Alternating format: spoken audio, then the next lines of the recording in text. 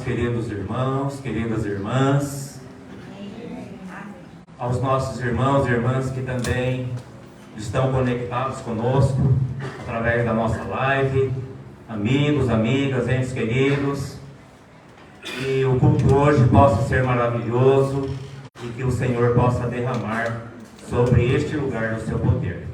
Convido o presbítero Luan que fique aqui ao meu lado também.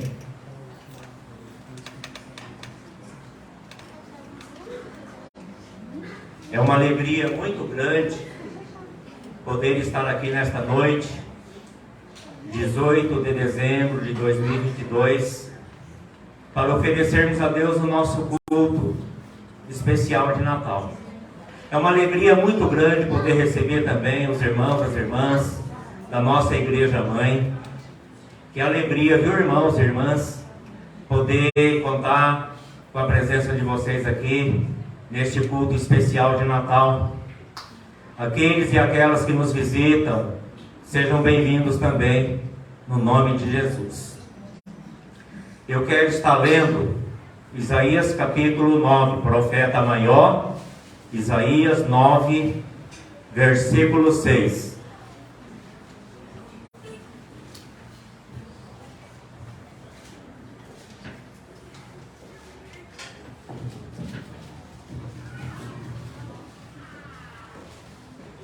Profeta messiânico Isaías, capítulo 9, versículo 6. Vamos lá, irmãos e irmãs. Porque um menino nos nasceu, um filho se nos deu. O governo está sobre os seus ombros, e o seu nome será Maravilhoso Conselheiro, Deus Forte, Pai da Eternidade, Príncipe da Paz. Ouça essa reflexão do nosso cada dia, fundamentado nesse versículo 6, queridos e queridas irmãs e irmãos.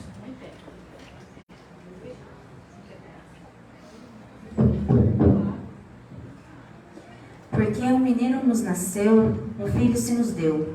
O governo está sobre os seus ombros. Isaías capítulo 9, versículo 6a.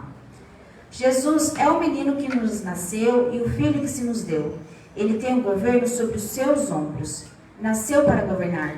É o leão da tribo de Judá e o cetro está em suas mãos.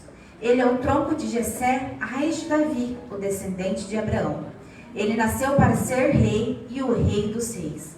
Seu trono é eterno e jamais passará. Seu reino inabalável é universal e inclui todas as nações. Ele é o rei exaltado e entronizado acima dos querubins. Todos os reis da terra estão debaixo de sua autoridade. Ele é quem levanta os reis e depõe reis, quem os coloca no trono e quem os tira de lá. Os reinos deste mundo se abalam e desaparecem, mas o seu reino é eterno. Os reis da terra se fortalecem, se enfraquecem e morrem, mas Jesus é o ontem mesmo, ontem, hoje e eternamente. O tempo cobre de poeira a memória dos poderosos deste século, mas Ele é o Pai da eternidade. Seus dias jamais terão fim. Seu trono não conhece crise e nem tem sucessor. Seu nome está acima de todo nome. Diante dele se dobra todo joelho no céu, na terra e debaixo da terra. Ele manda no céu, na terra e no inferno. Ele tem as rédeas da história em suas mãos e a está conduzindo para uma gloriosa consumação, onde colocará todos os seus inimigos debaixo dos seus pés e reinará com o seu povo pelos séculos sem fim. Nós vamos ter uma oração de adoração a Deus. Depois que os anjos anunciaram o advento do nascimento de Cristo Jesus, os pastores ficaram possuídos de temor e tremor. E diz a palavra de Deus que eles saíram correndo com pressa, admirados da mensagem, do recado que ouviram e receberam dos anjos. Que esta mesma alegria dos pastores, que esta mesma sensibilidade, que este mesmo espírito de adoração possa repousar aqui nesta noite, queridos irmãos e irmãs, em nome de Jesus. Oremos, adoremos ao nosso Deus. Pai querido, eis-me aqui, reunido com esta amada igreja, Pai querido, com todos aqui representados, ó Pai querido, por adoradores, ó Pai querido, verdadeiros adoradores ao Senhor, ó Pai. Te agradecemos por este momento ao qual, Pai querido, separamos para te louvar e engrandecer o santo e poderoso nome de Jesus Cristo, nosso Senhor e Salvador, ó Pai. Te louvamos, ó Deus, na beleza e na grandeza da tua santidade, ó Pai querido, porque tu és bom e as tuas misericórdias elas duram para sempre, Senhor.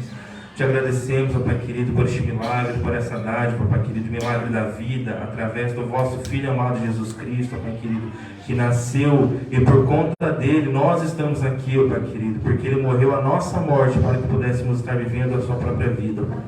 Muito obrigado por este presente maravilhoso, grandioso, incalculável, ó Pai. Pois sabemos, ó Pai querido, que este é um preço que nós jamais poderemos pagar, ó Pai. E por isso somos, ó Pai querido, gratos ao Senhor, ó Pai. Te louvamos neste momento, ó Pai. Permaneça conosco, recebendo todo o nosso louvor, toda a nossa adoração, porque Tu és, sim, merecedor, ó Pai, de toda honra, toda glória, ó Pai. Exaltamos, louvamos ao Senhor em nome de Jesus. Amém. Amém. Com os pastores, nós estaremos tendo um tempo agora dedicado, reservado para adoração ao nosso Deus, ao nosso Cristo. E o pessoal do coral da nossa igreja mãe vai estar nos conduzindo a Deus. Pare, pense, reflita, meu querido irmão, minha querida irmã. Participemos, adoremos, glorifiquemos a Deus em espírito e em verdade. A palavra está com o coral. Vem em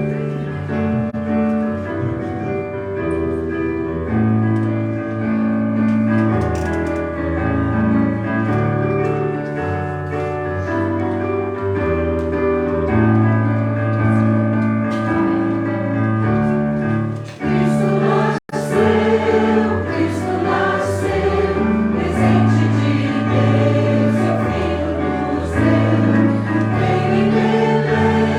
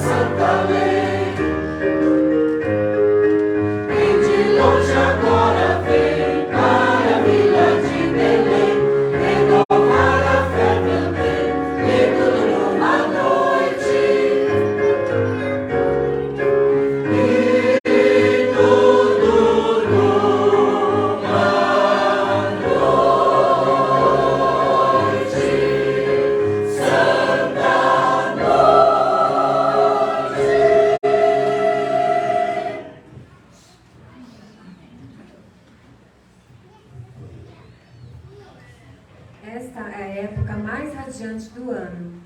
Famílias unidas em amor e solidariedade. Estranhos se encontrando na rua e realmente sorrindo uns para os outros. Inimigos declarando trégua, presos recebendo visitas com doces e frutas, e igrejas apresentando programas especiais com cânticos natalinos. Hinos estes que falam de uma estrela, de pastores, de anjos e de uma criança numa manjedoura. E isto aconteceu tudo numa noite de Natal.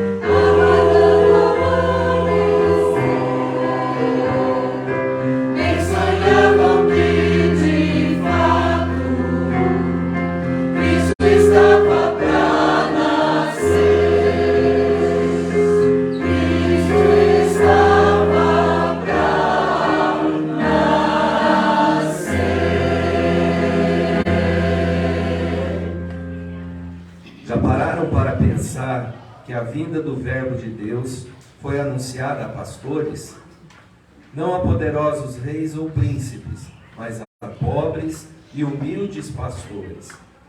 Ouçam as palavras do Evangelho de Lucas. Havia naquela mesma região pastores que viviam nos campos e guardavam o seu rebanho durante as vigílias da noite.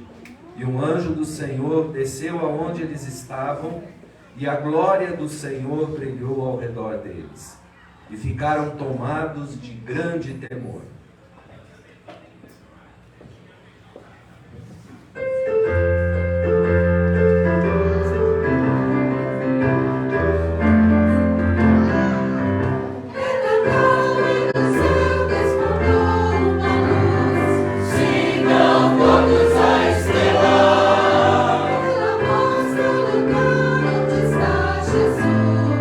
Sigam todos a estrelar.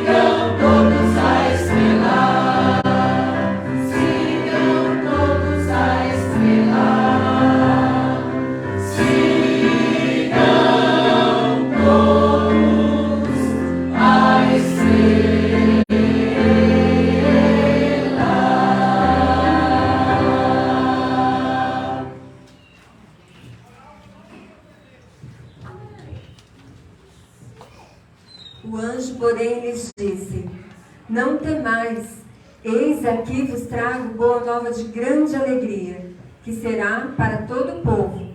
É que hoje vos nasceu, na cidade de Davi, o Salvador, que é Cristo o Senhor.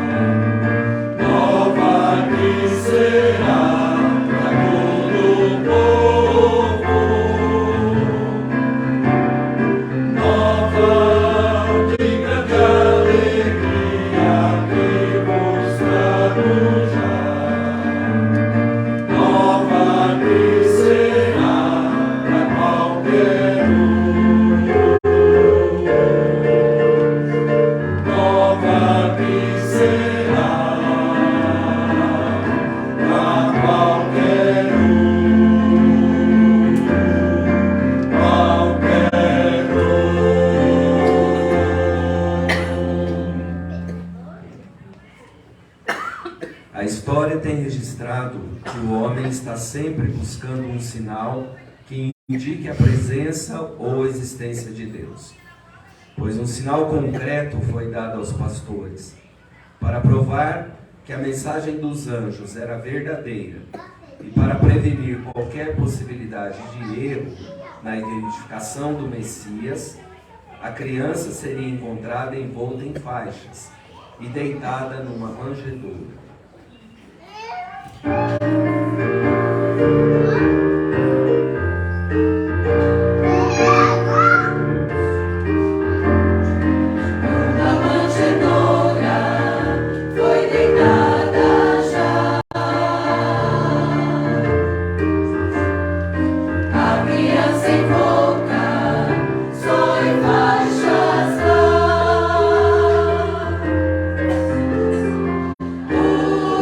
Santo hermano.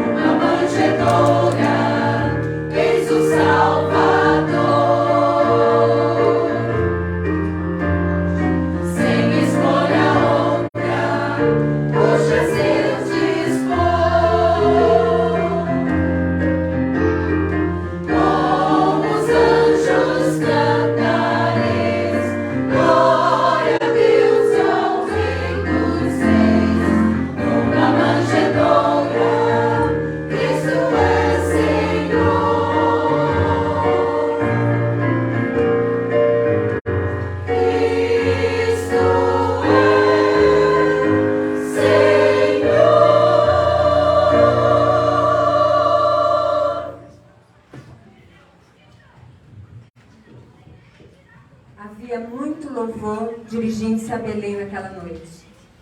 Não só uma multidão da milícia celestial glorificava a Deus ali nos ares, pois Lucas escreveu que após os pastores encontrarem o recém-nascido rei, eles então voltaram para o seu rebanho, glorificando e louvando a Deus por tudo que tinham ouvido e visto. Isto é exatamente o que quer dizer dar testemunho. Falar aos outros o que nós temos ouvido e visto sobre o nosso Deus Todo-Poderoso. Que nunca nos esqueçamos de louvá-lo pelas maravilhas que aconteceram em Belém, naquela grande noite.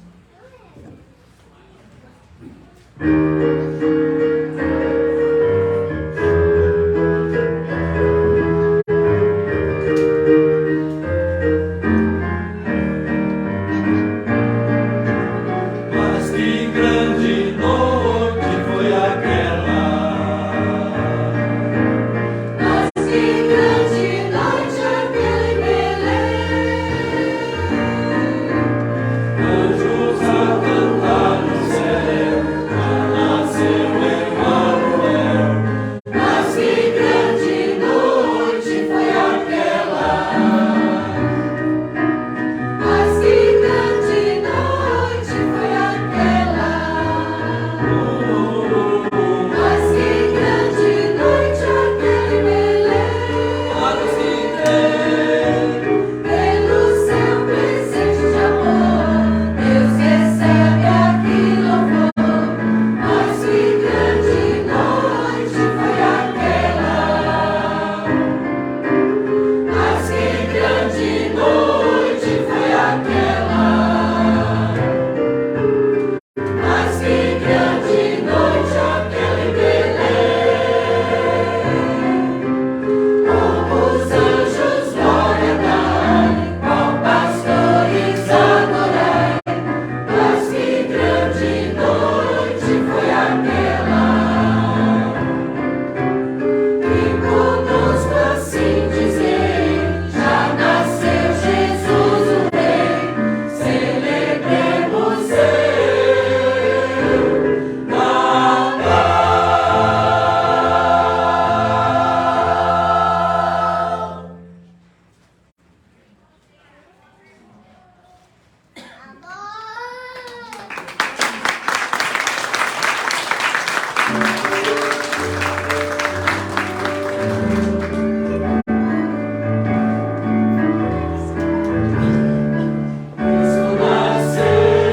Cristo nasceu, presente de Deus, seu Filho nos deu.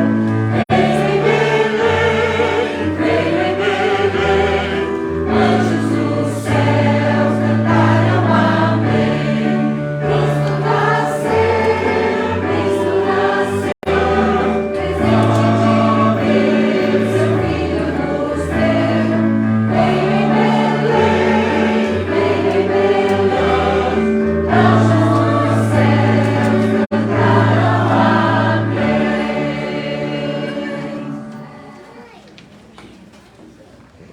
anjos dos céus cantaram amém. Amém. Louvado seja o nome do Senhor. Deixa eu pegar outra aqui.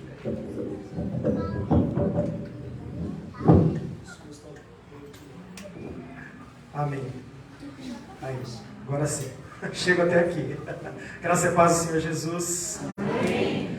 Agradecemos aí o coral Ecos de Sião, né, com essa bela apresentação, já, né, trazendo aqui aos nossos corações, já trazendo, acalentando os nossos corações com as letras, com os cânticos. Que Deus continue abençoando muito suas vidas em nome de Jesus. Amém. Meus irmãos, nós gostaríamos de compartilhar aí um texto bastante interessante que está lá em Lucas, capítulo de número 2, versos 25 a 35. Lucas, capítulo de número 2, versos 25 ao 35.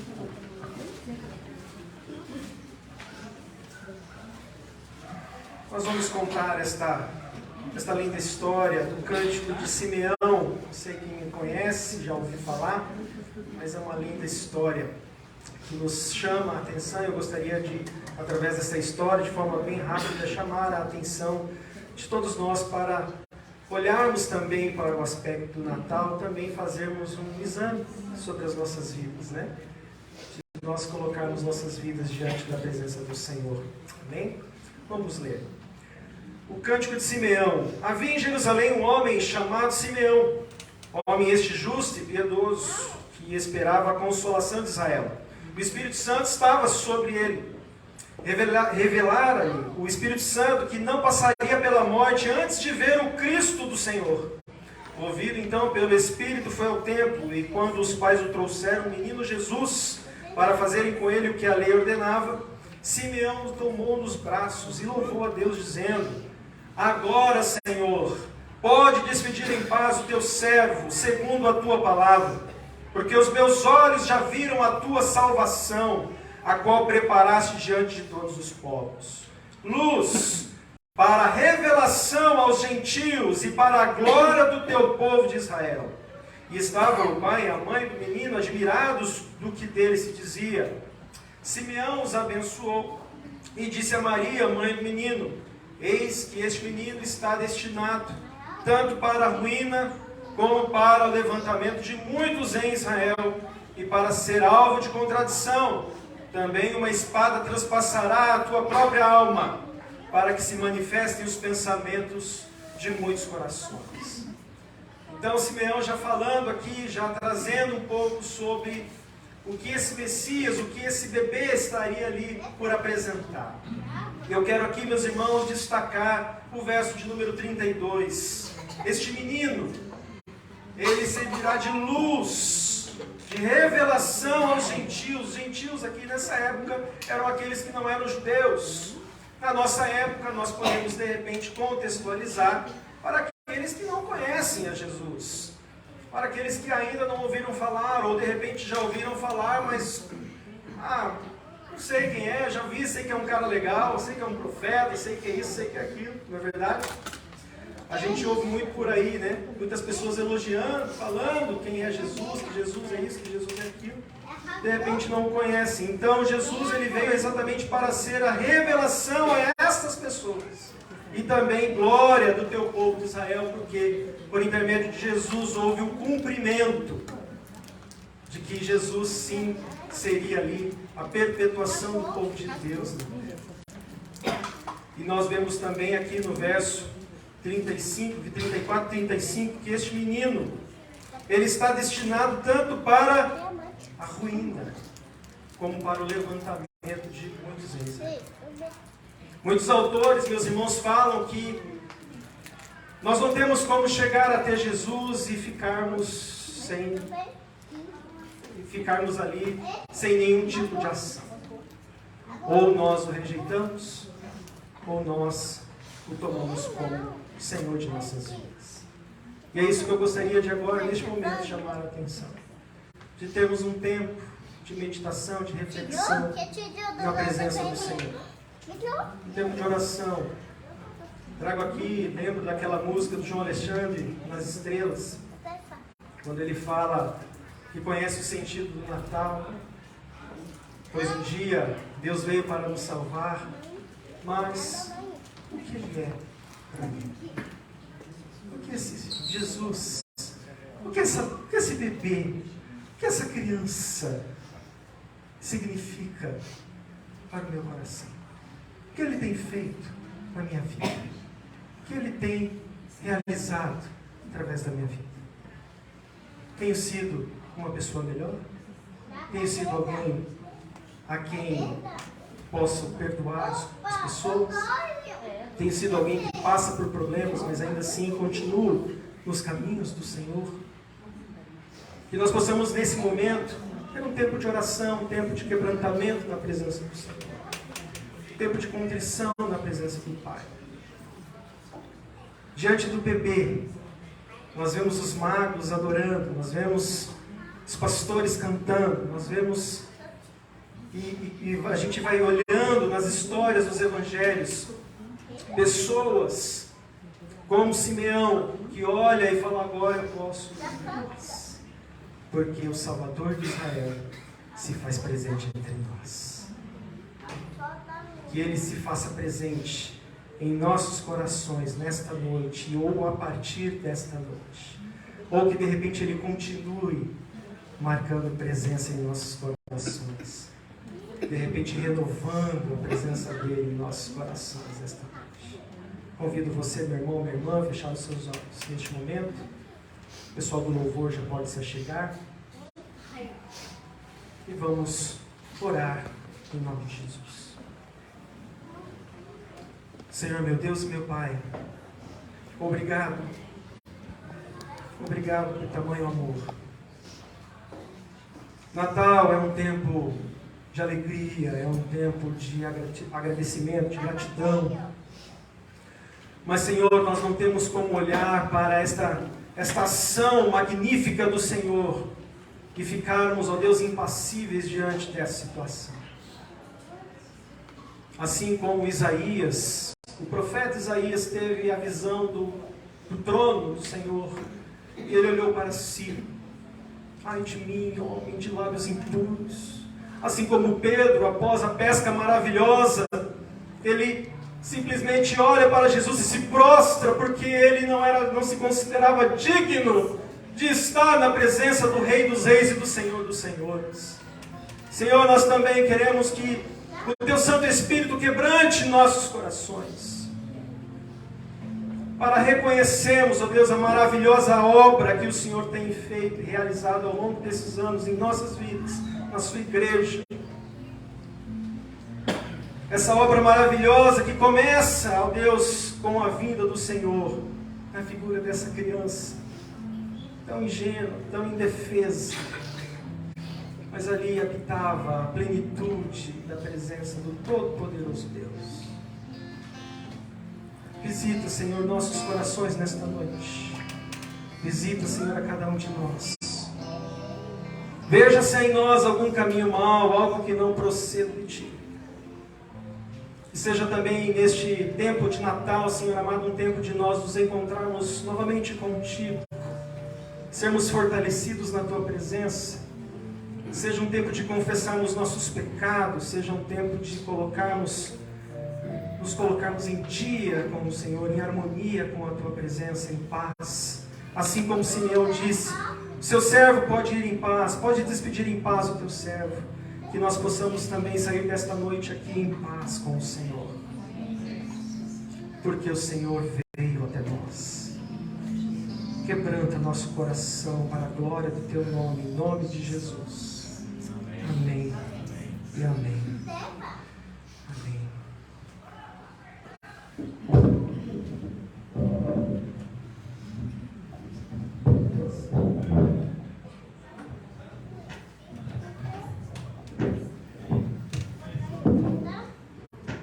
Amém. Vamos continuar louvando ao Senhor. Eu convido os irmãos a se colocarem em pé. Nós vamos cantar alguns cânticos para louvar e bendizer o nome de Jesus.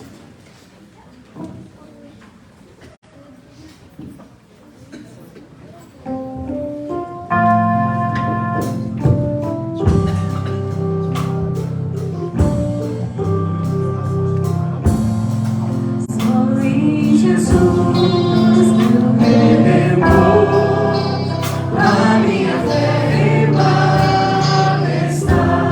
Jesus me salva ao pecado.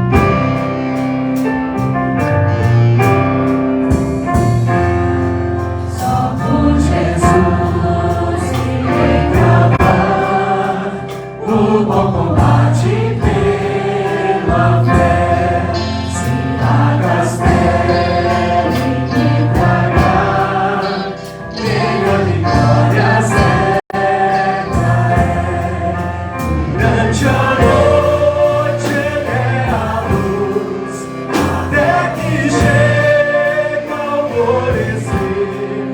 No dia quando em Jesus dos céus em glória vai descer. Aleluia, Senhor. Vamos juntos cantar esse próximo cântico, assim como Maria, ao saber que seria a mãe de Jesus, o Magnificar, que nós possamos também juntos louvar e bendizer o nome do Senhor Jesus, que nós possamos com nossas almas engrandecer o nome do Senhor.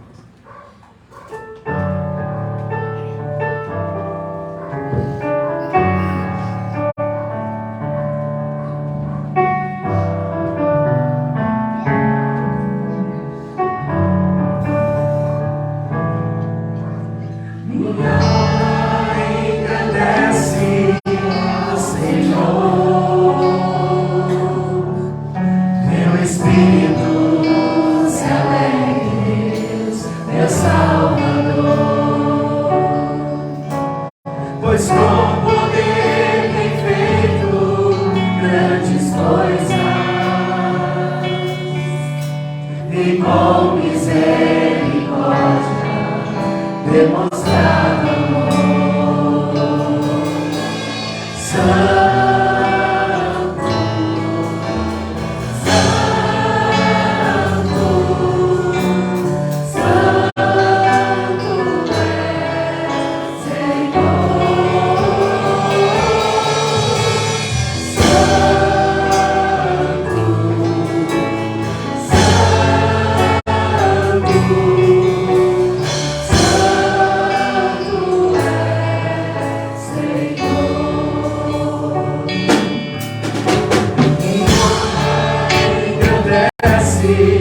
ao Senhor, meu Espírito se alegra, meu Salvador, pois com poder tem feito grandes coisas e com misericórdia demonstrar amor.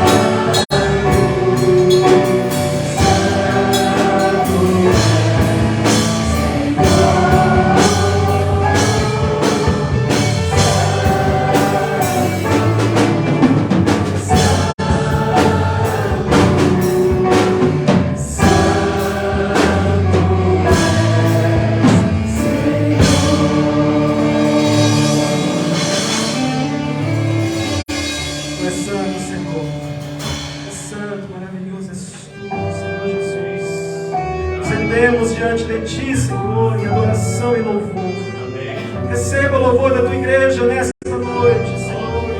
Chegue até ti como um aroma suave. Que tua presença continue sendo manifesta em nosso meio, falando aos nossos corações. Que teu Santo Espírito continue se incluindo no meio dos louvores da tua igreja. Em nome de Jesus, te louvamos, ó Deus, tu és santo, maravilhoso és tu, nossa alma engrandece, nos alegramos, Senhor, nossa alma se alegra.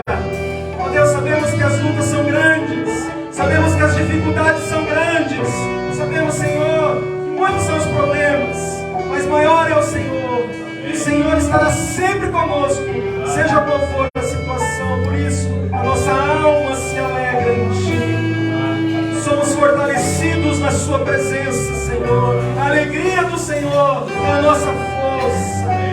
É santo, maravilhoso és tu. Aleluia. Louvado seja o nome do Senhor Jesus. Podemos assentar, queridos irmãos e irmãs. Agora nós vamos para o momento infantil.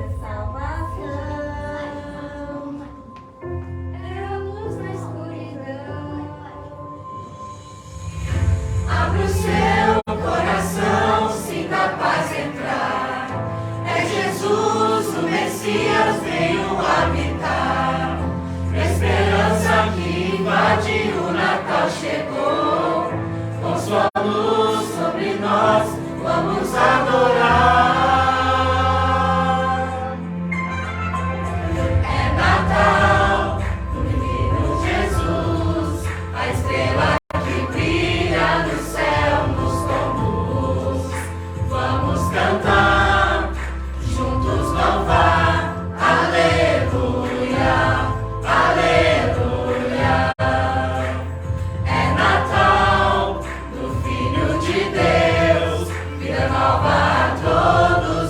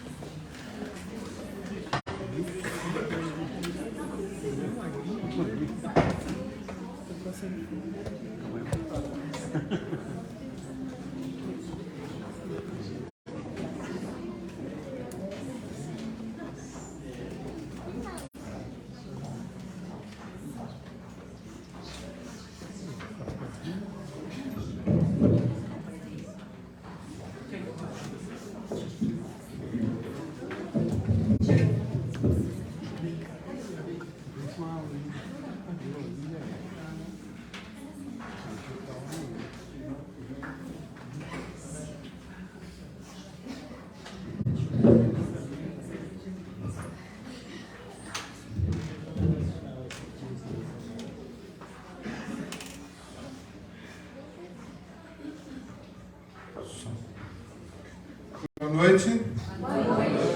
Finalmente o Natal chegou. Como demora a chegar essa semana do Natal e esse dia de Natal?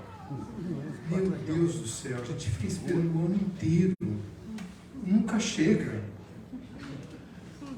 Eu acho que esse não é o sentimento que a gente tem hoje em dia. Esse era o sentimento que a gente tinha há muito tempo. Demorava para chegar o Natal, quando a gente ia talvez até viajar para a casa dos avós, dos tios, das tias, na outra cidade. E era uma eternidade chegar o Natal. Para mim já era uma eternidade o sábado seguinte para jogar futebol. Imagine chegar o Natal. Hoje não. Parece que foi ontem a gente estava celebrando o Natal. E nós aqui de novo estamos para celebrar mais um Natal das nossas vidas. Como as coisas têm sido tão rápidas, tão intensas, né? As coisas que acontecem no cotidiano nos tomam o tempo e nos fazem nem perceber que o tempo está passando tão rápido. Eu quero ler, eu não sei nem se sobrou algum texto para a gente ler, viu? Porque já foi lido tanto texto de Natal, já foi falado tanto de Natal. Eu queria falar sobre a vela branca, mas aí eu falei, acho que eu vou assustar o povo. Que negócio é esse falar de vela branca? Vela branca é a vela que se acende no terceiro domingo ou no domingo antecedente ao Natal. Não é isso, pastor? Você não está lembrado disso. Mas na liturgia é isso. A cerimônia das velas começa no primeiro domingo do Advento e cada domingo tem uma cor de vela. Não precisam se assustar com isso, gente. Isso é da liturgia protestante, pouco usada, por sinal. Mas cada domingo, ao acender uma vela no culto comunitário, tem um significado. Eu recebi uma mensagem logo cedo hoje sobre a vela branca. Falei, não, eu não vou falar sobre vela assim o tempo inteiro, porque senão vai dar coisa para pensar, né? Mas sempre tem o texto para a gente meditar um pouco. Eu quero ler para vocês Lucas 2, apenas o versículo 16, mas para pensar em todo o contexto que vocês já estão cansados, talvez sabem até decor. O texto de Lucas e o texto de Mateus relatam o nascimento de Jesus. E fala sobre a visita dos magos, né? Foram apressadamente e acharam Maria e José e a criança deitada numa manjedoura. Isso é só um pequeno texto dentro do contexto do relato da visita dos magos e da visita dos anjos também. Visita é algo que pode ser boa ou pode ser ruim, dependendo da visita. Se você receber 6 horas da manhã a Polícia Federal na sua porta, não é uma visita agradável. Ou a visita de um telefonema de madrugada pode não ser coisa boa. Mas às vezes a gente recebe algumas visitas inesperadas muito cedo. Eu lembro que uma vez uma das nossas alunas da faculdade uma angolana, a Beth, ela não avisou que ia chegar, que ia viajar, ia chegar em Londrina e 5 horas da manhã ela aperta a campainha do nosso prédio, né? Mas quem será essa hora da manhã? Vai ver a Beth chegando sem avisar, uma visita agradável, mas a gente acordou assustado. As visitas sempre causam algum impacto quando elas chegam na nossa casa, ainda mais se for sem avisar. Se for a sogra, então, sem avisar, é um problema. Se for o cunhado, é outro problema. São as coisas das brincadeiras das famílias, né? Para dizer assim, eu tenho que tolerar tudo isso por amor a quem eu amo. Mas tem visitas que são indesejáveis, outras não. Outras são muito bem recebidas e a gente fica muito alegre quando as recebe em casa. O mundo recebeu uma visita diferente, vindo de outro lugar, de outra dimensão, de outro mundo. Ele mesmo mais tarde diria, vocês são desse mundo, eu desse mundo não sou. E o mundo recebe uma visita num local, o Google fez assim, é aqui que você vai, Né? Se fosse colocado no Google Maps, né, você vai, é ali, tá? Então, atenção, vira direita, em 600 metros, vira direita, não sei aonde, aquela mulher é dura na queda quando ela está falando, viu? Se a gente não obedecer, não é fácil aguentar ela no cangote, não. Mas isso é uma analogia só para dizer que Jesus veio para nascer em um determinado lugar. E ele é uma visita que causa, a chegada de alguém que causa impactos na vida da humanidade, particularmente na vida de Israel.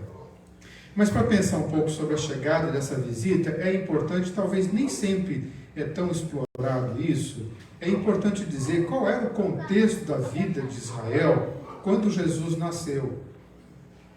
O contexto da vida de Israel nos tempos de Jesus, segundo a história, segundo especialistas, é que havia em Israel um momento de opressão por parte dos romanos. Israel era dominado pelos romanos. Ele já tinha passado por tantas outras opressões, tantas outras prisões e domínios, né? Naquele momento, os romanos é que os dominavam. E tomaram conta de tudo, não só das riquezas, mas também de toda a cultura, de toda a religião. Eles controlavam tudo. E era um tempo de um estado de exceção, de controle. Era tanto controle que as famílias tinham que periodicamente se alistar na sua cidade de origem para que tivesse o censo, mas havia um controle por trás de tudo isso. Sem dúvida havia uma tensão muito grande, porque aquele povo que já havia experimentado outros cativeiros fora de Israel, agora enfrenta um cativeiro dentro do seu próprio estado, dentro da sua própria geografia. Então, esse era uma primeira característica do contexto. A segunda é que havia muita pobreza, especialmente em Jerusalém, nas maiores cidades. Calcula-se, segundo estudiosos, que entre 80% e 90%, até um pouco mais da população, tinha uma extrema pobreza. Eu não sei como é que eles calculavam isso, porque em alguns lugares dizem que tem 30, 40, 50 milhões de extrema pobreza. Né? Então, precisa ter alguma informação, muita estatística para isso, mas, de fato, o contexto da época é que havia uma pobreza tremenda. Poucos eram os ricos, poucos eram aqueles que tinham posses, poucos aqueles que tinham uma condição financeira e uma vida boa. Entre esses, com certeza, os sacerdotes, os religiosos, os clérigos da religião judaica tinham uma condição boa de vida, porque eles viviam daquilo que eles levantavam da exploração do templo. Então havia uma pobreza. Havia também nesse contexto uma espiritualidade, uma religião ritualística, puramente ritual. Os fariseus são acusados de serem tão ritualistas e tão obedecedores da lei que Jesus disse: olha, vocês são tremendamente observadores da lei. No entanto, vocês dão até o dízimo de uma efa de farinha, de um tiquinho de farinha. No entanto, vocês roubam das viúvas e dos órfãos. Vocês fazem orações nas esquinas, fazem barulhos com os seus talares para dizer que são os espirituais. Mas vocês mentem, vocês são hipócritas, vocês são sepulcros caiados. Havia, portanto, nessa religião ritualística também líderes do templo que eram dominadores da religião, exploradores da fé popular e aliados do poder romano, o que era pior, porque eles sempre estavam de conluio com os romanos, porque de alguma forma os romanos apoiavam os negócios do templo e mantinham a condição deles de dominadores da religião. Mas, ao mesmo tempo, os romanos dependiam dos clérigos, dos líderes religiosos, para acalmar a fúria do povo, porque haviam vários personagens que surgiam como messias, né, como tentativas de libertação, de libertadores. Nesse contexto, como diz Paulo aos Gálatas 4:4, Jesus vem na plenitude dos tempos. E aí Mateus e Lucas descrevem esse cenário do nascimento de uma criança que seria considerado, ou que já poderia ser considerado rei dos judeus. E isso é uma primeira implicação, porque quando os magos passam e perguntam para Herodes onde é que está o rei dos judeus, esse menino já se tornou uma ameaça para o poder político da região. Porque o dominador político da região já queria saber: pá, que negócio é esse rei dos judeus? Vocês vão lá e me voltam aqui e me contam essa história direitinho. Lógico, ele queria saber para ir lá e acabar, né, com esse novo rei dos judeus. É nesse contexto, então, que na plenitude dos tempos Jesus nasce. E aí a gente pode perguntar o que o nascimento de Jesus produziu na vida de Israel. Em primeiro lugar, traz um novo tempo na história de Israel. Traz um novo tempo porque o tempo do anúncio das promessas da vinda do Messias estava se cumprindo. Então é chegado o momento em que tudo aquilo que se foi falado no Velho Testamento, né, pelos pais, pelos profetas, alguns até dizem, né, tem uma afirmação teológica que Gênesis 3,15 seria a primeira promessa da vinda do Messias, ou da vinda daquele que haveria de restaurar a humanidade, mas durante muitos séculos se falou: de tal lugar vai nascer uma criança que vai se tornar rei, de tal lugar vai nascer alguém que se tornará o príncipe da paz, que se tornará maravilhoso, conselheiro e tudo mais, como registra Isaías capítulo 9, de 1 a 7. Então, chegada do novo tempo, o impacto dessa chegada de Jesus em Israel traz um novo tempo, porque a promessa está cumprida. Nasceu aquela criança que era prometida. Agora vamos aguardar o desenrolar da história, do cumprimento dessa promessa, para ver até onde vai chegar e o que isso vai provocar na vida do povo de Israel. Mas não foi só no povo de Israel que ele teve esse impacto. Eu já falo sobre isso. Mas o povo esperava um Messias. O povo que já estava cansado de tantos cativeiros, de tanta escravidão, ainda alentava, vivia a esperança de um Messias salvador, de um Messias guerreiro, de um Messias que pegasse em armas, que expulsasse os romanos ou qualquer dos dominadores a que eles estavam submetidos. O povo esperava um Messias, mas veio um Salvador para um povo que estava em trevas e que ele vê uma grande luz. Isaías também fala a respeito disso, mas o povo que andava em trevas viu uma grande luz. Portanto, em primeiro lugar, o primeiro impacto da vinda de Jesus para Israel é que há um novo tempo na história desse povo. Há uma possibilidade, então, de que as coisas mudem para a vida de um povo tão sofrido nos seus cativeiros. Vale lembrar que os cativeiros, que as escravidões passadas por Israel foram fruto de desobediência. Não foi obra do acaso. E também não era o acaso que ia resolver. Era só o Salvador, era só o Messias mesmo. Em segundo lugar, a vinda dessa visita ilustre, desconhecida, que poderia ter nascido num grande palácio, né? E que nasce numa manjedoura, num lugar muito diferente do que nasciam os príncipes. Essa chegada desse menino revela um novo tempo na religião de Israel. A vida cultica de Israel e de todos os povos que viriam para frente seria totalmente mudada. Vamos relembrar algumas coisas, né?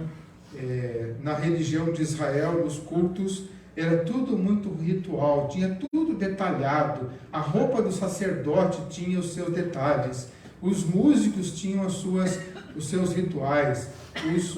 Os receptores lá do templo, da entrada do templo, tudo tinha um ritual extremamente obedecido, porque tudo tinha que ser feito para glorificar a Deus, um Deus que morava no templo, em 4 paredes. Aliás, não era nem o templo todo, ele morava no Santo dos Santos, que era como se a gente fizesse uma salinha aqui, e ele ficasse só naquele cantinho. E ali só tinha direito a entrar uma vez por ano o sacerdote, depois de se purificar. Ninguém podia entrar ali, a não ser o sacerdote purificado, e uma vez por ano. Quando Jesus vem, se inaugura um novo templo, porque agora Deus já não habita mais num templo de 4 paredes, ele passa a habitar no coração do ser humano, na vida do ser humano. Ele entra na nossa vida, do templo para o coração do ser humano.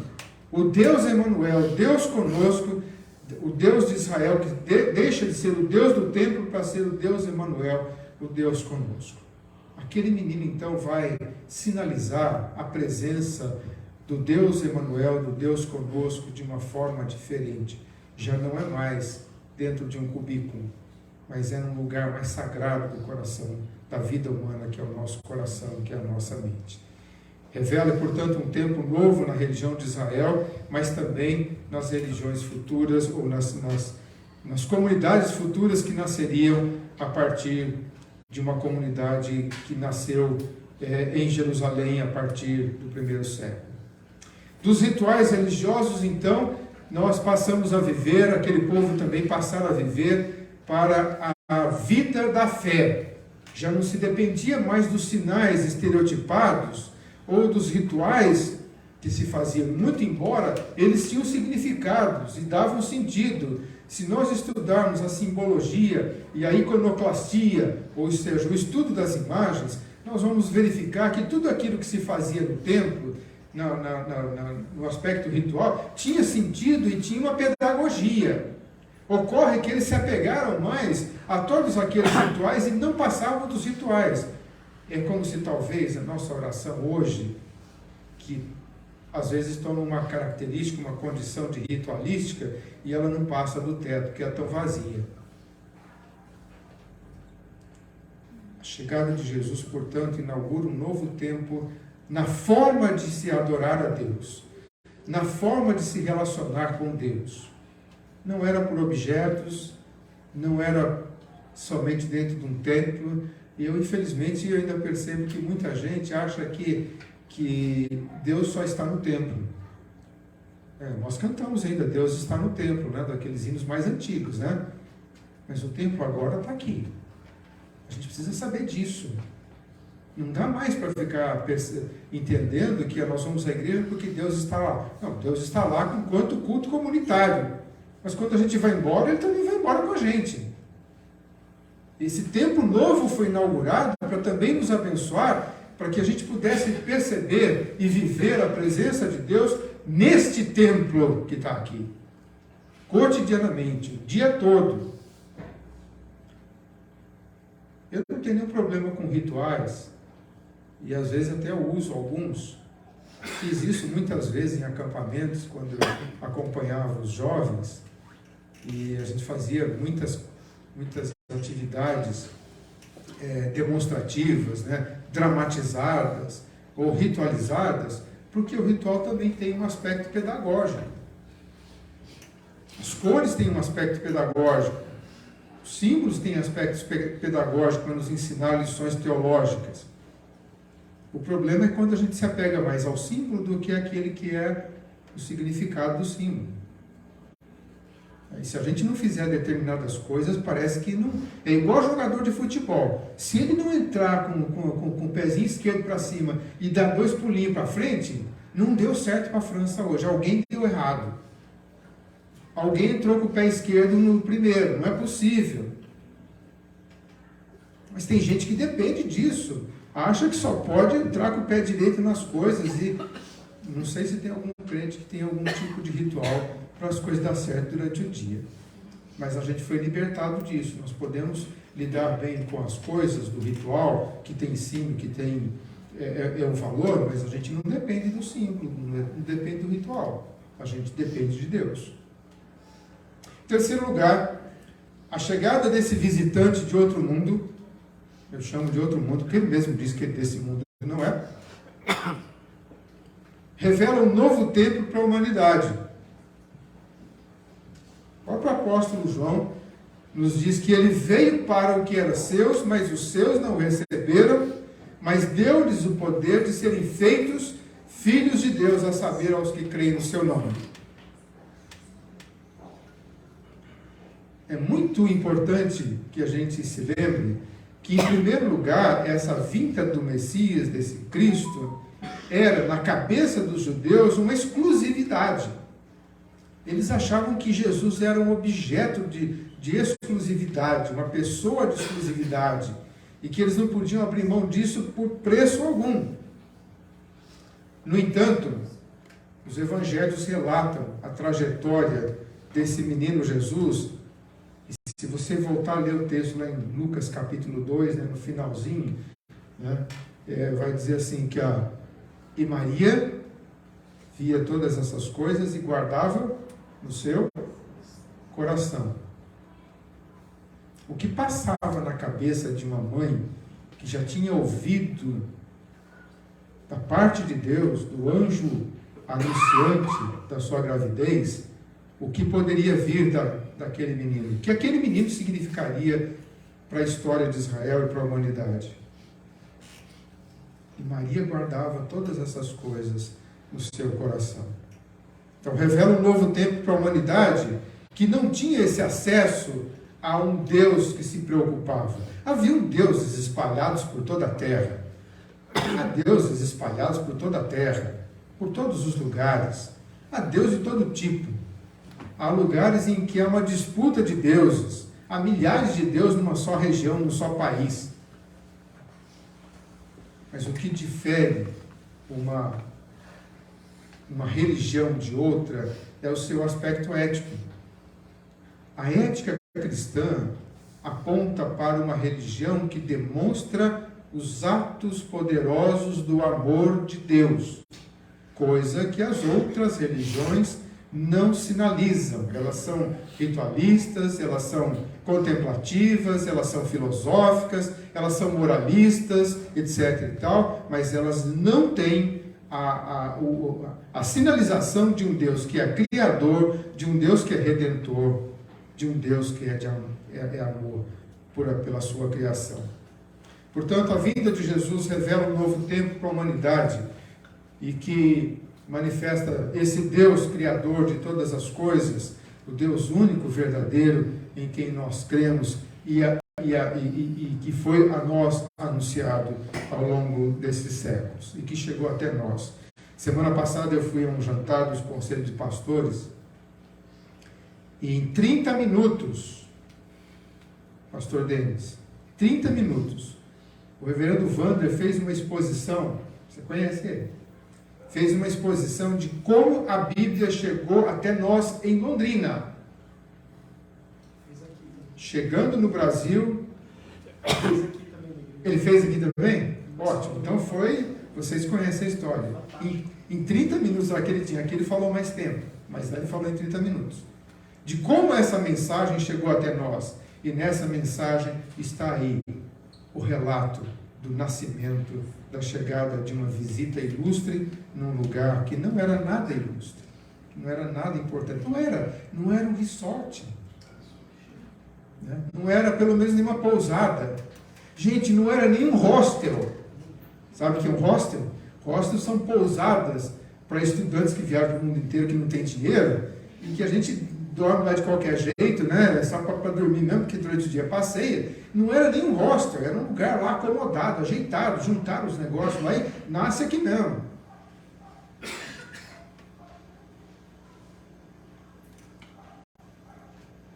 A vinda desse ilustre ser humano, daquele ilustre serzinho, né, que a gente chama, né? Quando chega esses pequenininhos, a gente fala assim, ai, aquele serzinho chegou para mudar a nossa vida, né? E muda mesmo, né? Esses dias eu falei com um amigo meu, aproveita para dormir, meu caro. Durma, festeje, vá ao cinema, viaje, ainda dá tempo, você ainda tem 8 meses para fazer isso. Porque depois, meu caro, a vida é outra. Você pode até levar junto. A gente levava lá em casa. Levava para a igreja, dormindo, acordado, de qualquer jeito ia. A primeira viagem do Rafael foi com o velório.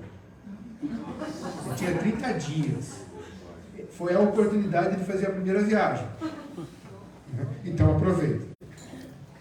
A vinda, a chegada daquele serzinho ao qual foi dado o nome de Jesus, revelou então um novo tempo na história de Israel. Revelou um novo tempo na religião de Israel. Revelou um novo tempo para a humanidade, pois toda a humanidade pôde conhecer o Criador, o Redentor de todas as coisas. O que a vinda de Jesus mudou na sua vida?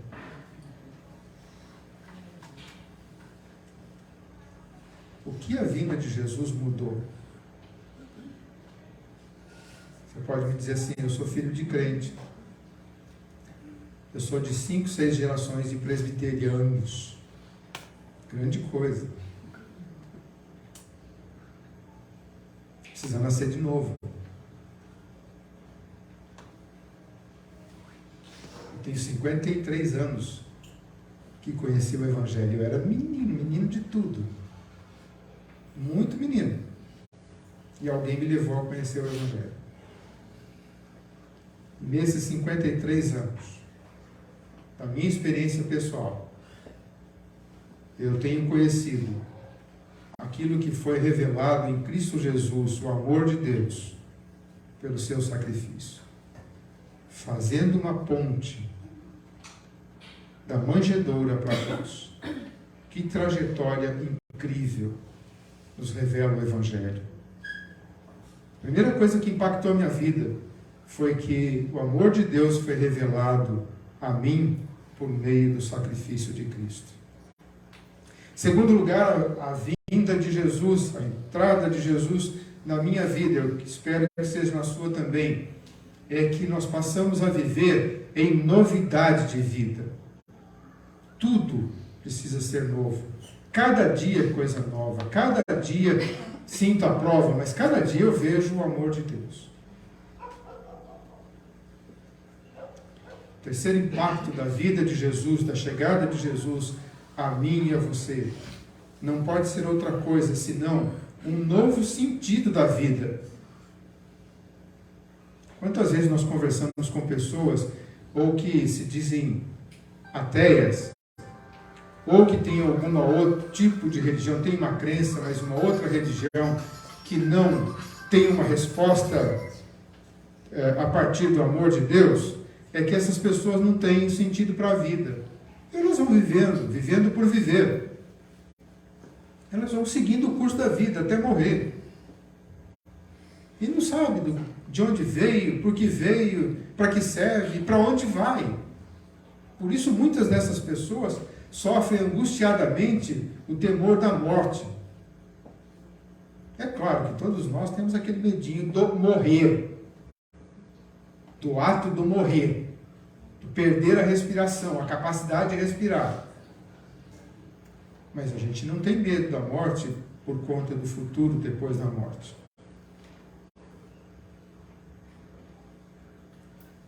A Até porque o outro impacto da vida de Jesus, do surgimento, do movimento Jesus na minha vida, trouxe como impacto a minha perspectiva de eternidade. Ao olhar para o menino da manjedoura e tudo aquilo que ele viveu e representou na história da humanidade, ele veio mostrar que, além dessa vida, tem uma outra vida, da qual a gente não pode perder os olhos, não pode perder a esperança. A gente pode perder a esperança em tudo, nesse mundo presente, no nosso contexto, mas a gente não pode perder o sentido, a perspectiva da eternidade, senão não vale a pena ter vindo, não vale a pena ter passado por sufoco, não vale a pena ter pagado tanto imposto, não vale ter feito qualquer coisa nessa vida, se a gente não tiver esse conhecimento, esse conceito e essa vivência da perspectiva da eternidade que nos trouxe a chegada daquele serzinho chamado Menino Jesus. Que esse visitante de outro mundo, que a gente sempre olha no Natal como sendo o menino da manjedoura, simplesmente o menino. E não seja simplesmente esse olhar social, esse olhar celebrativo da sociedade, que faz dessa época uma coisa tão esquisita, sem graça às vezes. Ai, a gente precisa pensar no Natal. Nós vamos ficar na casa de quem? Nós vamos para a casa de quem? Eu sempre lembro nessa época que você pode fazer todas as compras para a ceia de Natal. Mas às 5:30 da tarde, você vai no mercado mais uma vez. Mulheres, estou errado? Sempre falta um trequinho lá para... Não, faltou isso. Ainda mais se faltou alguma coisa de ornamentação, na mesa, as mulheres ficam apavoradas. Se faltar um paninho lá, alguma coisa, um guardanapo, não sei o que, enfeitado, sei lá o que... Se faltar um tempero, então, não, o que vão pensar de mim? Sempre tem que ir lá, mas faltou tal coisa. Marido, aí sobra para o marido. Mas você não trouxe, não estava na lista, você não pediu. Sabe que marido é assim, ele só traz aquilo que pede. Não adianta achar que vai ter um insight, trazer mais, porque não vai. Tem que escrever. E eu, quando vou no mercado agora, eu só mando assim: quer alguma coisa a mais no mercado? Fale já. Se chegar no caixa e falar quer tal coisa, eu escrevo já era. Volta aqui você depois. As pessoas tentam se fazer o melhor possível para festejar algo que elas nem têm sentido. Você sabe o que você está celebrando nesses dias. E permita a Deus que a gente celebre todos os dias esse nascimento do Cristo na humanidade e na nossa vida. A gente precisa fazer os nossos natais diferentes. Pode ir lá quem abre a sua champanhe, fazer isso, fazer aquilo, né? Mas tem que saber. Eu sempre peço a Deus que na casa onde eu estiver, seja na minha, seja na casa dos parentes, seja na casa do mais ateu, confesso, eu peço para orar. Porque essa é a hora que a gente tem para dizer assim: gente, tudo isso que vocês estão fazendo é importante, estamos em família, graças a Deus, mas nós estamos celebrando aqui algo mais importante, que é o nascimento do Salvador, do Senhor das nossas vidas. Que Deus nos abençoe e nos dê um Natal celebrativo, alegre, de boa convivência com a família, né? E que essa chegada desse visitante na época de Jerusalém e de Israel faça sentido na nossa vida. Amém.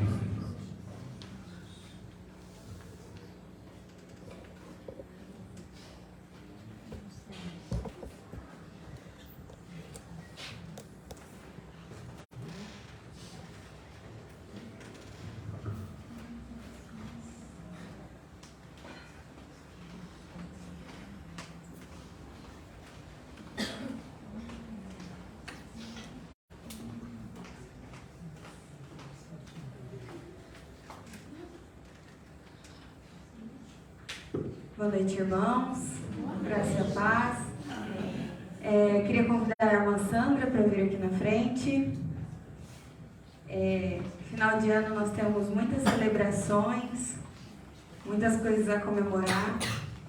E uma delas que a gente quer ressaltar aqui agora é o Dia do Pastor, que foi ontem. E eu queria passar a palavra para a Sandra, para ela trazer uma palavrinha. E também queria convidar a Júlia, o Bruno e o Lucas Samuel.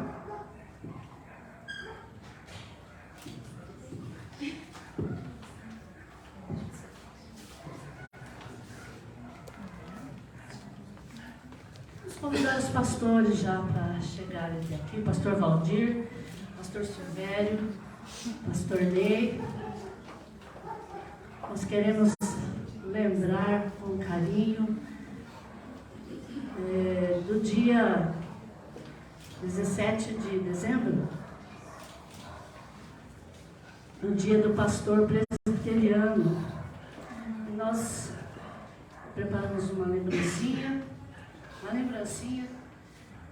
e quero dizer, em nome da igreja Ebenezer, Igreja Presbiteriana Ebenezer, grande é a seara e grandiosa é a obra que Deus confiou em suas mãos. Cuidar do povo do Senhor com zelo, sabedoria e amor. Mas nós não conseguimos, de fato, imaginar como é essa tarefa. Nós podemos elencar aqui alguns textos bíblicos. Um deles, em 2 Timóteo, que Paulo diz: pregue a palavra. Pregue a palavra. Esteja preparado a tempo ou fora do tempo. Repreenda, corrija, exorte com toda paciência e doutrina.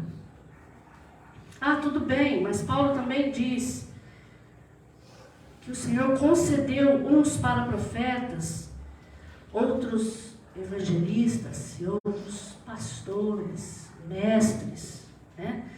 Está lá em Efésios capítulo 4. E o sábio Salomão diz assim: esforce-se para saber o estado de suas ovelhas e cuida dos teus rebanhos. Provérbios 27, 23. Bem, nós poderíamos também citar outros textos, mas nós queremos reconhecer aqui e dizer que nós vemos vocês, pastores, pregando no púlpito, mas que o Senhor vê além. O Senhor vê o tempo que você, pastor, preparou uma mensagem, meditou. Nós vemos o pastor celebrando os casamentos. E é muito bom isso, né? Com muita alegria.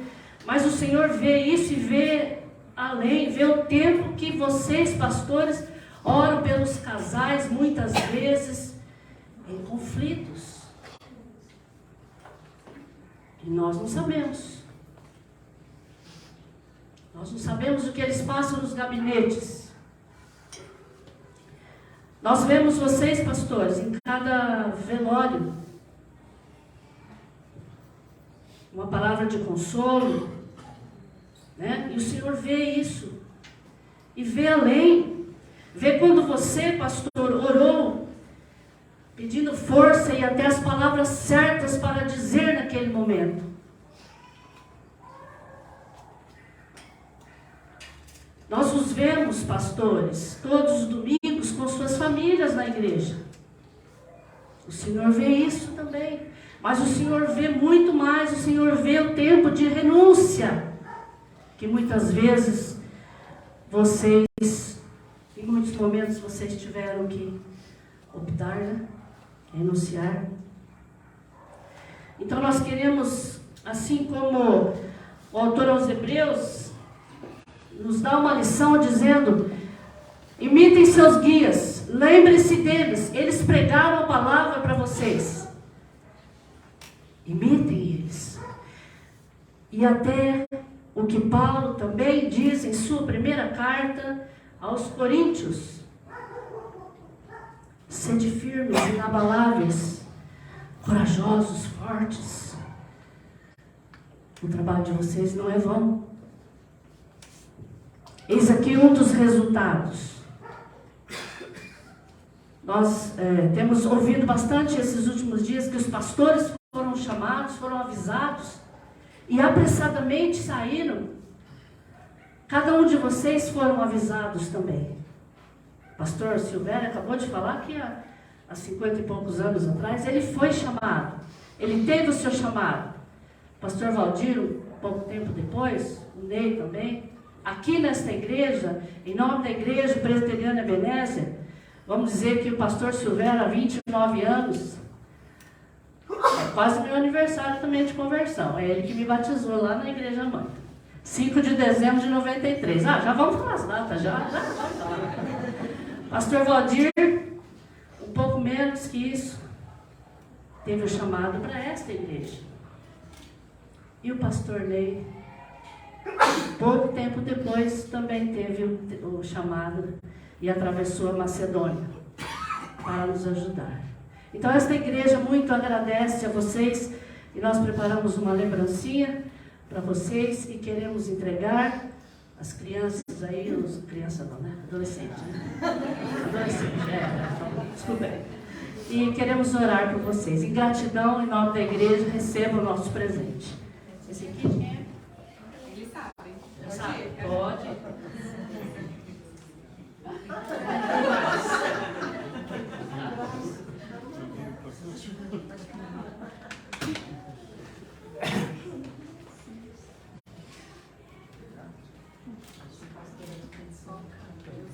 Nós gostaríamos também de chamar o pastor da vila, pastor, que também receba a nossa homenagem, né, com alegria, que você também recebe, né, com gratidão aí das suas ovelhinhas, né, e com certeza nós queremos orar por você também.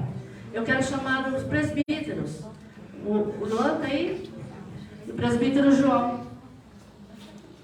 Nós vamos se chegar aqui e orar pelos pastores. Tem mais presbítero? Da vila tem Moisés, né? Moisés, quem mais? Eu não conheço todos. Mas pode se chegar, venha participar da festa.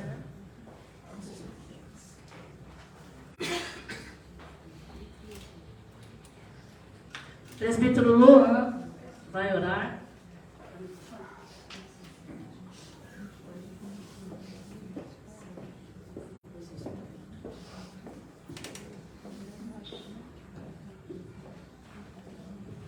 Oremos. Pai querido, Pai de amor, já estamos em ritmo de festa, Pai querido, comemorando, Pai querido, o Natal, comemorando, Pai querido, não somente comemorando, mas rendendo louvores, Pai querido, ao Senhor Jesus. E neste momento também queremos comemorar esse dia tão glorioso também, que é o dia do pastor, Pai.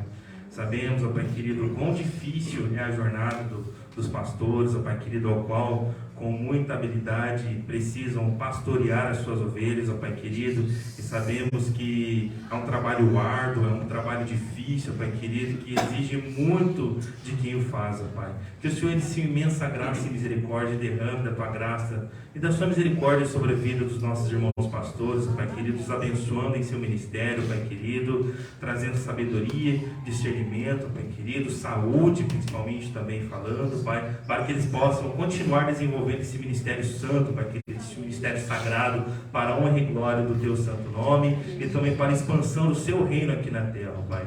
Essa é a minha oração e humilde intercessão que eu oro e agradeço pela vida do pastor Valdir, do pastor Ney, do pastor Silvério, Pai. Em nome de Jesus. Amém. Amém.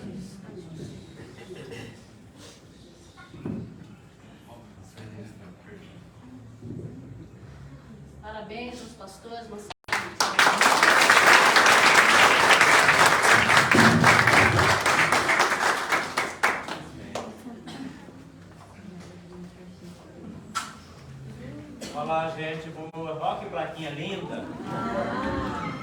Deixa eu tirar da caixa aqui. Olha, amei, gente. Cadê as fotos? Cadê as fotos? Cadê? Aí.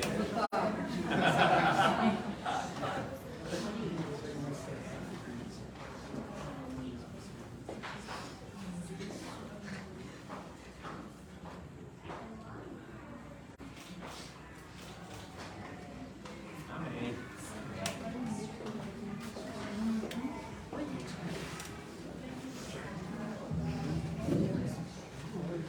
Amém. Antes do pastor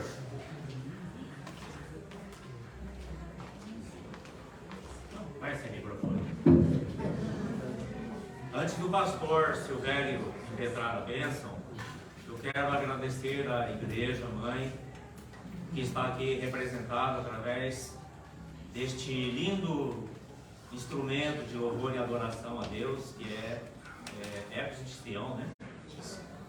Que Deus continue abençoando imensamente a vida de vocês, que vocês continuem levando essa luz no sol da justiça que está em Cristo Jesus, a todos quantos vocês possam visitar e a todas quantas apresentações vocês fizerem.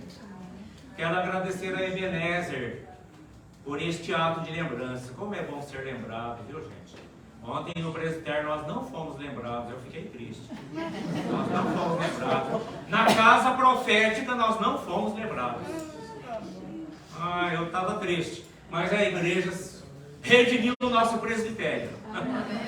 Se lembrou de nós. E é muito bom ser lembrado. É muito bom receber gestos carinhosos como recebemos aqui nesta noite. Que Deus continue abençoando, não apenas a nossa amada igreja Ebenezer, mas a Judite também. Com certeza, se não lembrou, vai se lembrar. Ou está se lembrando hoje, né? Aí, ó, viu? Tá, mãe? Tá, filha. Bebi um pouquinho, recebi um abraço dela. Amém. Amém. E olha, gente, nós pastores precisamos muito desse carinho de vocês. Nesta semana eu fiquei muito triste com a informação do pastor Arthur, do presbitério Nova Iguaçu, que por último pastoreou a igreja de Betel, Guarapuava, que estava sofrendo de uma depressão violenta e que infelizmente nesta semana cometeu suicídio. Fiquei muito triste. E nós, pastores, precisamos muito da cobertura de oração de vocês. Nós não somos super-homens como muitos pensam. Nós somos pessoas como o Tiago fala, nós somos pessoas como vocês. Estamos sujeitos a tudo que vocês enfrentam, a todos os problemas que vocês vivem. Precisamos muito da cobertura de oração de vocês. Orem por nós sempre. Ore sempre pelo seu pastor, no nome de Jesus. Amém.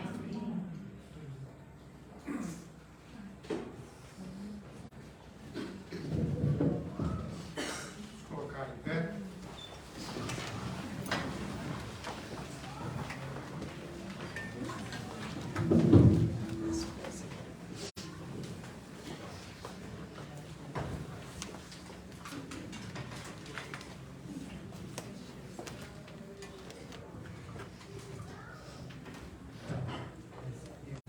Que a graça do Senhor Jesus, o amor de Deus, o Pai, a comunhão e as consolações do Espírito Santo repousem sobre o povo de Deus, aqui presente em toda a face da terra, desde agora e para todos sempre.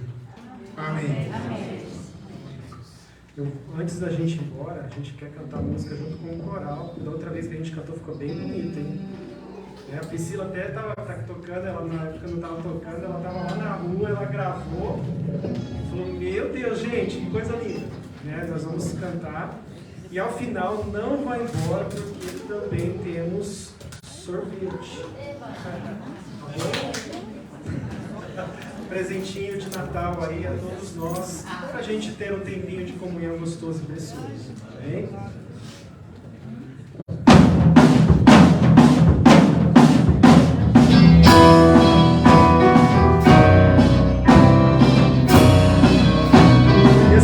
Seja verdade em nossos corações, em nome de Jesus.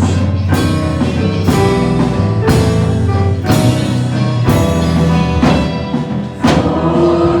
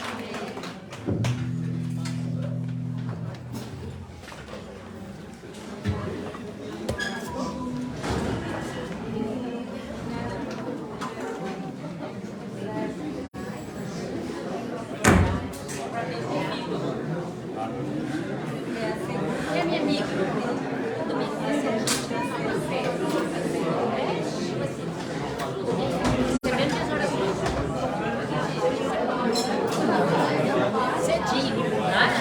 Antes das 5.